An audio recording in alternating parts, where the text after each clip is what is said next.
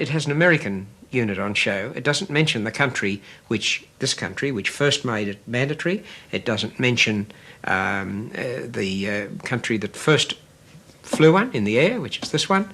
It doesn't mention the push we had for 14 years to get the Americans even to recognise the value of it.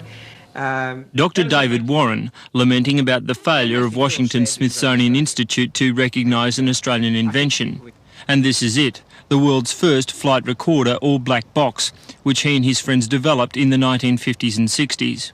Ironically, it was the failure of another world first, the first civilian jet called the Comet, that inspired the Warren idea. Warren wasn't an electronics specialist, but rather a fuels expert with the Aeronautical Research Laboratories. He sat on a committee considering the Comet's problems. I kept thinking to myself, if it were a pilot error or if it were something which were known to the crew, they may have said something or done something. If only we could recapture those last few seconds, it'd save all this argument and uncertainty. We'd know what it was. Somebody may have known.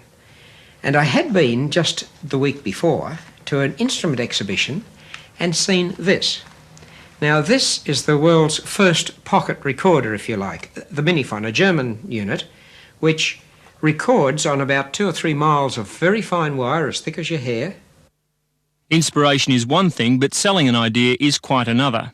Our first effort was to try and get the Australian authorities on side, and so we wrote them a letter, and their reply was to send us 3 pages of what was required then in aircraft, as if we weren't quite sure, and then the statement, and so you see Dr. Warren's invention has no immediate significance in civil aviation. Now, eventually, it was the British and Americans who manufactured and refined what is now standard equipment on all commercial aircraft. The flight recorder experience was incredible enough, but it wasn't the only one of Dr. Warren's ideas to be met with bureaucratic indifference.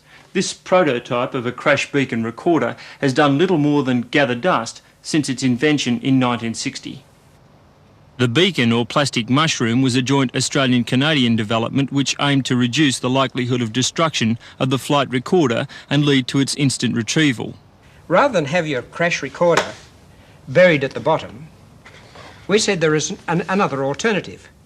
We can always have a crash recorder inside the plane where we can get at it easily to see what's happened in the last flight, or we can put it in the tail where it's most likely to survive in an impact, or we could build it onto the back in one of these so that when it flips off, even if the plane is lost and even if every survivor is lost, the radio says, come and get me immediately, and when you do get there, the little spools, which have all the information we need, are actually housed in this beacon.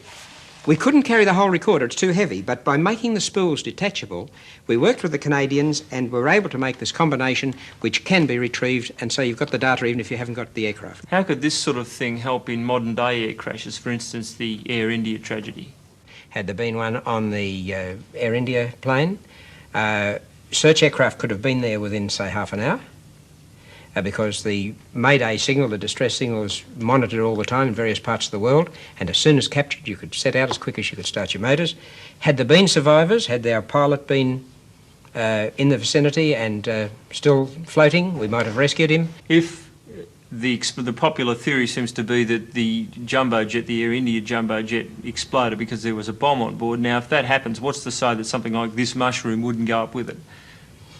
It could have been, if the bomb had been underneath, it might have destroyed the mushroom on the outside. I think more likely it would have blown it with the support of the structure underneath, blown it clear, and it still would have landed in the water. It may have been destroyed, but that's a fairly remote chance compared with something locked in the aircraft over 2,000 feet of water.